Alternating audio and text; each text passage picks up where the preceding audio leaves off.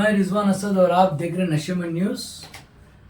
आप सबको मालूम है कि मुल्क में 5 रियासत में इलेक्शन हुए हैं और उसके नतीजे भी आ गए हैं। और इस नतीजे के आने के बाद हम कल वीडियो बनाने वाले थे, लेकिन कुछ मसरूफियत की वजह से और हमारे जनाब भाई की मसरूफियत की वजह से हम बनाने नहीं हुआ। आज बना रहे हैं हम ये 4 राज्यों जहाँ इलेक्शन हुआ है और उसके नतीजे क्या हैं आपको मालूम है। ये क्यों ऐसा हुआ, कांग्रेस क्यों हारी, बीजेपी क्यों जीती है, इस पूरा एक एनालिसिस हम लोग कर रहे हैं। मेरे साथ आर्य जनाब साहब हैं, एक सीनियर सियासतदान हैं, सियासत में पिछले 30-35 साल से हैं और राजस्थान भी जाके आए हैं, मध्य प्रदेश भी जाके आए हैं, छत्तीसगढ़ भी जाके आए हैं, उनकी ग्राउंड की हालात भी मालूम है। और कांग्रेस दो रियासत राजस्थान और छत्तीसगढ़ क्यों हारी है और कांग्रेस की क्या खामियां हैं, बीजेपी कैसा जीती है, इसके बारे में हम बात करेंगे। जनाब भाई नशेमंद को आने के लिए आप बहुत बहुत शुक्रिया। आप पूरे 4 रियासत के एक दौरा किए हैं, आप एक एनालिसिस किए हैं और इससे पहले आपने मेरे को बताया भी था कि बीजेपी का पल्ला भारी है और आपकी बात कोई नहीं सुन रहा था, लेकिन आप जो बात बोले वो सही हुई है।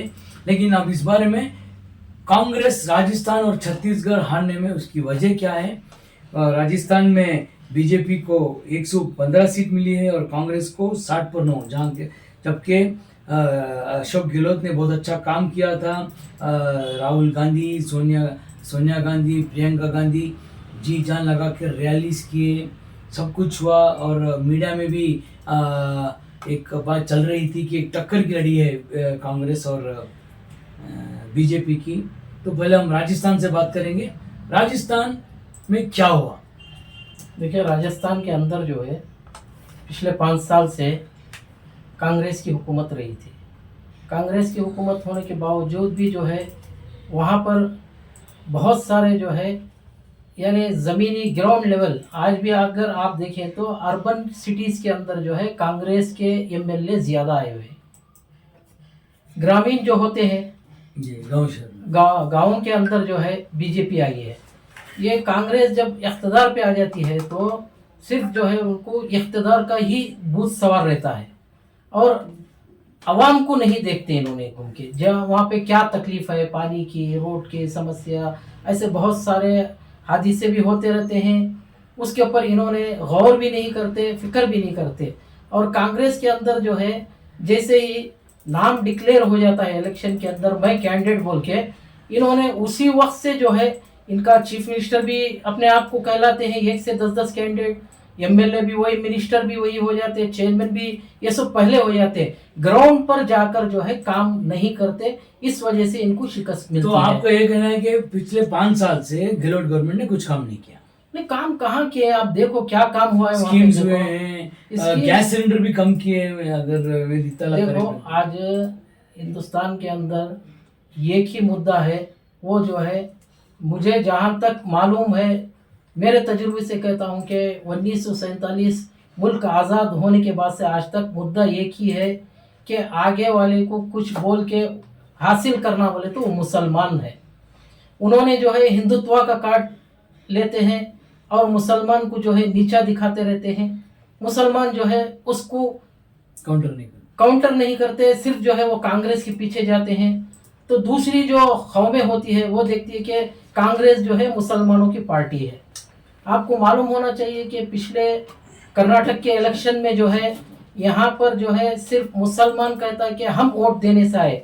मैं कहता हूँ कि आप तो बीजेपी को वोट देते नहीं, आप दिए भी नहीं कर्नाटक के अंदर। हराने में भी क्या भी हाथ नहीं है। हाँ, आपका हराने में सीटी रवि को आप पहले भी वोट नहीं दिए थे, इस बार भी वोट नहीं दिए। सीटी रवि हार गया बोले तो नहीं, सीटी रवि हार गया बोले तो सीटी रवि जो है आपके वोटों से नहीं हार, उनकी लिंगायत कौम जो है उनको वोट नहीं दी। सबसे पहले हमारे जहन में ये बात आना चाहिए कि मुसलमान सीटी रवि को हराया, मुसलमान ने सीटी रवि को नहीं हराया, उनकी कौम ने उनको हराया है।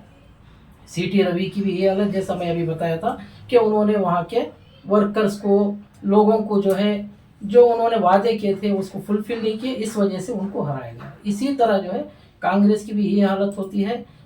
और कर्नाटक के अंदर जो है ये बहुत्व कर्नाटका, यद्दलु कर्नाटका ने बहुत काम किया, लेकिन यहाँ पे जब ये फिलिस्तीन और इजराइल का जैसी जंग शुरू हुई, उस वक्त से जाकर हम कर्नाटक के अंदर जब भी हम जाके ये प्रोटेस्ट करने के लिए अपील डालते हैं तो सीधे से सीधे जो है इनकार होता, और बहुत सारे नौजवानों को, 11 नौजवानों को कर्नाटक में एमजी रोड से गुलबर्गा के अंदर यहाँ से सब जो है अरेस्ट किए हुए हैं। जी जी। क्यों? वजह क्या? कांग्रेस की गवर्नमेंट में आज तक उन लड़कों को क्यों नहीं बाहर छोड़ा गया? और जब चीफ मिनिस्टर कहते हैं कि केलगड़े अधिकारी यानी नीचे के, क्या एसपी जो है वो नीचे के क्या करना, बेंगलुरु के डीसीपी ने परमिशन नहीं देते, वो क्या नीचे का कांस्टेबल है क्या वो? ये लोग समझ नहीं रहते हैं, सिर्फ जो है मुसलमान को मोहरा बनाते हैं और वो कामयाब हो रहे। वो हिंदू एक हो गया, हिंदुत्व, हिंदू नहीं है। हिंदू जो है मेरे भाई बहुत सारे मेरे साथ हैं, मैं उनके साथ काम करता आ रहा हूँ शुरू से। मैं एक एक्टिविस्ट के इससे जो है वो प्योर हिंदू जो है वो जो है कभी भी खून खराबा भी नहीं चाहता और किसी के खिलाफ भी नहीं होता। तो राजस्थान में कांग्रेस को वोट नहीं मिला, वोट जो है पब्लिक नहीं देना चाहती है। क्यों? क्यों? देखिए वहाँ पे अपने सचिन पायलट जो है वो भी एक नेता, युवा नेता है, गुज्जर कम्युनिटी बहुत खिलाफ हो गई थी, खिलाफ है। उनको क्यों आपने उनको एक चीफ मिनिस्टर नहीं बनाए? उनको और नौजवान है, हाँ नौजवान चीफ मिनिस्टर नहीं बनाए पिछले साल। नहीं, आपको जो है आपके ओल्ड गार्ड्स के ऊपर ही इतना कॉन्फिडेंस है क्या? नए लड़कों के ऊपर आपको नहीं है क्या? जैसे अगर आप देखते तो मध्य प्रदेश में भी अगर आज भी आप ही की सरकार होती, दोबारा आती, अगर आपने जो है ज्योतिराज सिंधिया को वहाँ के वजीर आला बना देते तो वही आज जो है वहाँ के फिर से चुने आते थे, नौजवान थे, काम करने का तरीका था। लेकिन नहीं, कमलनाथ ने कह दिया कि हमारे बाबा ना अपने यूपी के साबिक वजीर आला को जो है अखिलेश यादव को चिरकुट कहा उन्होंने। बताइए ये बात कमलनाथ ने, जो उनके भी ये कैंडिडेट है, उन्होंने आपके पास रहेगा शायद कितने वोट परसेंटेज वोट लिए हैं, एसपी जेडीयू ये सब इंडिया में आते हैं, इंडिया गठबंधन है। इंडिया गठबंधन है। अगर आपको राहुल गांधी को प्राइम मिनिस्टर बनाना तो इंडिया गठबंधन होना है। मध्य प्रदेश राजस्थान के अंदर जेडीयू अगर और समाजवादी पार्टी एक एक दो सीट सीपीएम मांगी तो आप नहीं देते उनको। आपने सही अच्छी बात की, मैं परसेंटेज देख रहा था, जेडीयू और समाजवादी पार्टी और दूसरे पार्टी ने 2% 1% वोट लिए हैं। हाँ, ये बहुत फर्क पड़ा है कांग्रेस, फर्क पड़ता है, इससे बहुत फर्क पड़ता है। जो राजस्थान में जो बीजेपी की जीत हुई है 1.5% वोट है, और मध्य प्रदेश में भी एक 1.75% वोट है। जहाँ के बीएसपी ने वोट काटा है, एसपी ने वोट काटा है, आपके जेडीयू और एमआईएम ने वोट काट के जो कांग्रेस का वोट था वो बढ़ गया है। तो ये इंडिया गठबंधन फिर कैसा होता है? हाँ, इंडिया गठबंधन आपको सिर्फ प्राइम मिनिस्टर कुर्सी हासिल करने के लिए, नेशनल लेवल पे इंडिया गठबंधन चाहिए उनको। प्राइम मिनिस्टर की कुर्सी हासिल करने के लिए आपको जो है जैसा यूपीए को इस्तेमाल किए थे वैसा अभी इंडिया को इस्तेमाल करना चाहते हैं। इससे इंडिया के बहुत सारे नेता जो है उनके खिलाफ हो चुके हैं। जैसा नीतीश कुमार भी कहे थे पिछले 1 महीना पहले, आपको तो सिर्फ 5 स्टेटों की पड़ी हुई है चुनाव की, हमारा जो है ख्याल नहीं है, इंडिया गठबंधन के ऊपर आपको बिल्कुल जो है ख्याल नहीं है, हमसे कोई राय मशवरा नहीं। अगर आप जो है जैसा उन्होंने पूरे के पूरे नेता बीजेपी आरएसएस के नेता एक खट्टा होकर जो अवाम के सामने गए, आप भी इंडिया के जो है पूरे नेता को लेकर जाते, रैलीज में एक भी नहीं था, मिलके नहीं थे आप, वो एक स्पीच में भी नहीं लेके जाना था इन सबको। तो अवाम भी समझती थी चलो हमारे सामने कोई एक मजबूत पार्टी है। आपका ये कहना है कि ये मिलके नहीं थे, डिवाइडेड थे, इसलिए गिर गए और लोगों ने इनको सबक सिखाया। और मध्य प्रदेश में भी यही हाल है, यही हाल हुआ। मध्य प्रदेश में एंटी इनकम्बेंसी फैक्टर चल रहा था शिवराज सिंह चौहान के खिलाफ। खुद बीजेपी के नेता कॉन्फिडेंट नहीं थे, खुद प्राइम मिनिस्टर कॉन्फिडेंट नहीं थे, मगर फिर भी एक 160 पर 3 सीट लेके हैं, और जहाँ कांग्रेस 60 पर 60 सीट लेके हैं। तो इसका ये मतलब होता है कि जो वहाँ की महिला हैं, जो बेटियां हैं, मध्य प्रदेश के शिवराज सिंह चौहान को वोट दिया है। देखिए आज दुनिया के अंदर जहाँ कहीं भी हो तो अवाम जो चाहती है वो सबसे पहले सुकून, अपनी आज़ादी चाहती है, चाहे औरत हो या मर्द हो या बच्चा हो। तो उनको जो है शिवराज सिंह चौहान की गवर्नमेंट में जो है उनको आज़ादी मिली थी, उनके ऊपर जो है पिछले बार जो गैर गलत काम होते हैं वो नहीं हुआ है, और जो इन्होंने जो वादे करते हैं वो पूरे करते हैं बोल के वहाँ की औरतें बोलते हैं, कि हम नहीं कह रहे कि औरतें कहते हैं, कि उसलिए औरतें जो है मर्दों से ज्यादा हिस्सा लेके औरतों ने जो है बीजेपी को वोट दिया हुआ है। यानी घर में अगर 4 औरतें 3 मर्द बने हैं तो 3 के 3 कांग्रेस को वोट दिया, तो 4 के 4 औरतें जाके जो है बीजेपी को वोट दिए हुए हैं वहाँ पे ग्राउंड लेवल पे, अगर देखेंगे आप। इस वजह से जो है बीजेपी को वहाँ पे फायदा हुआ है। और मध्य प्रदेश में कमलनाथ और दिग्विजय सिंह का भी एक चेहरा नहीं था, ये किसी को लेके नहीं चले। कोई एक बाबा ने उनको कहा कि आप चीफ मिनिस्टर बनते हैं तो वो खुश होके एक तुम बोले जैसा ये अखिलेश यादव को चिरकुट बोले, फिर उसको चिरकुट बोले। नहीं, वो भी देखो 15.5 करोड़ आवाम की जो है उन्होंने क़ियादत करने वाले हैं यूपी के समाजवादी नेता है वो। कांग्रेस हारने की वजह है कि इनके पास बहुत एरोगेंस था, बहुत तकबरी थी और घमंड हो गए थे और ओवर कॉन्फिडेंट हो गए थे। हाँ। एक चीज एक वजह है। और राहुल गांधी और प्रियंका गांधी की जो भी रैलीज है उससे कोई फर्क नहीं पड़ा। वही रैलीज मोदी ने भी किए, मोदी के रैलीज को भी मीडिया ने हाईलाइट किया, लेकिन राहुल गांधी और प्रियंका गांधी के रैलीज को उतना हाईलाइट नहीं हुआ। मगर जो बातचीत हुई है तो इससे क्या जाहिर होता है कि कांग्रेस में कोई चेहरा नहीं है और बीजेपी का सिर्फ एक चेहरा है मोदी, उससे लिए उनको वोट पड़े। मुल्क के अंदर अभी 2 ही चल रहा है, जिसके पास पैसा यानी जिसकी लाठी उसकी भैंस बोलते ना, ऐसा जो है आज पैसा, आप मीडिया वालों को जो है पैसा मिल गया तो जो है आप उसका प्रचार करते हैं। मीडिया है वो, चाहे कोई सी भी मीडिया हो, उन्होंने जो है पैसा लेकर जो है सिर्फ उसी का चल। और दूसरा जो है पब्लिक का अगर कोई भी फरियाद जाए, मीडिया हो पुलिस हो कहीं भी गए तो उसको इंसाफ नहीं मिलती है। तो इस वक्त में जो है लोकल जो उम्मीदवार होता है उसके ऊपर डिपेंड होता है, कैंडिडेट को देखते हैं और पब्लिक उसको वोट देती है। ये नहीं कि जैसा कि चाहे किसी को भी खड़ा दो। आपने जो है अभी लोकसभा इलेक्शन आ रहे हैं, लोकसभा इलेक्शन आने से पहले 6 महीने पहले आप कैंडिडेट तो डिक्लेयर कर दो ना कम से कम। आज हिंदुस्तान की हालत ये है कि कांग्रेस के अंदर जो है 150-200 से ज्यादा कैंडिडेट नहीं है आपके पास, तो आप जितने डिक्लेयर करना करके जो है इंडिया गठबंधन को दे दो ना, नहीं देते ना आप लोग। नेक्स्ट मोमेंट पे तक आप देखते रहते कौन है कैंडिडेट, कौन आएगा किधर आएगा, डिबेट कर करके जो है कैंडिडेट देते। कैंडिडेट देने के बाद जो है फिर अभी आप तेलंगाना की बात अगर करेंगे, मेरे पास अजहरुद्दीन को हरा दिया गया। कौन हराया? एमआईएम हरा दिया, बीजेपी का एजेंट है एमआईएम बोल के हराते हैं। लेकिन एमआईएम कितने वोट ली वहां पे? 8,000 वोट ली, और अजहरुद्दीन पर भी 25,000 या 15,000 वोट से 16-17,000 वोट से अजहरुद्दीन की हार हुई है। अगर 8,000 वोट भी अगर दे देते एमआईएम के लोग, एमआईएम को 0 देके, तो फिर भी अजहरुद्दीन की हार तो थी ना 10,000 वोट से। अवाम जो है ये नहीं देखती कि किस वजह से कैसा हारी है। सिर्फ जो है यहाँ पे हमारी कौम ज्यादातर जो है, अभी हाल ही में गुजरात की हाई कोर्ट ने 10 मिनट से जो है फर्क नहीं पड़ना बोले तो व्हाट्सएप सिटी में जो है पूरे के पूरे जो है उसके ऊपर कमेंट खुशियां मनाना शुरू कर दिए। भाई तुम नमाज पढ़ने कितने लोग जा रहे हैं वो देखो फजर की।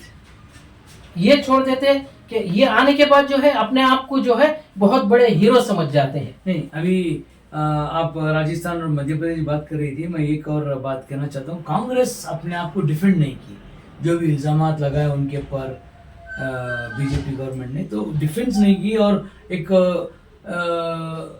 काउंटर अटैक भी नहीं किया। तो इसकी एक वजह हो सकती है।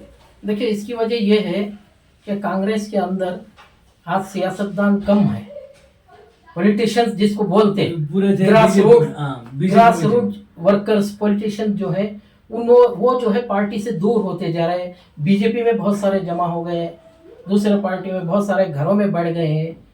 इन्होंने जो है जो इनकी वाह ही करता वाह वाह बोलते हैं वैसे लोग को आगे लेके आते रहते हैं। इस वजह से इनको फर्क पड़ रहा है। यहाँ तक बहुत सारे बूथों में इनके वर्कर्स नहीं होते हैं, पैसा देके पैसा लेके आते हैं, उनको सियासत क्या चीज़ मालूम नहीं रहती है। आज बीजेपी जो है मोहल्ला कमेटी बनी हुई है सबसे बड़ी। आप इतनी 100 साल की पार्टी अपने आप को कहते हैं, तो आपके पास वर्कर्स कहाँ गए? आपके क्या कर रहे हैं आपके वर्कर्स? और छत्तीसगढ़ में भी यही हालत हुई। मीडिया ने तो प्रोजेक्ट किया था कि कांग्रेस बहुमत से आएगी और बहुत अच्छा काम कर रहे हैं, और वो वहाँ का नतीजा उल्टा हो गया। उसका ये मेन ये है कि उसमें करप्शन चार्जेस महादेव ऐप का हुआ है, और बहुत कुछ हुआ है। और इसके बावजूद भी छत्तीसगढ़ में जो कांग्रेस का एक मजबूत गढ़ था वो भी चले गया। देखिए, मध्य प्रदेश और छत्तीसगढ़ दोनों एक ही स्टेट है। वो इससे पहले तो एक ही था, वो अभी उसका विभाजन हुआ है। होने के बाद जो है वहाँ की लोकल जो पब्लिक होती है उनको, आदिवासी लोग जो है और SC ST के जो लोग रहते हैं उनके साथ बहुत नाइंसाफ़ी होती रही है।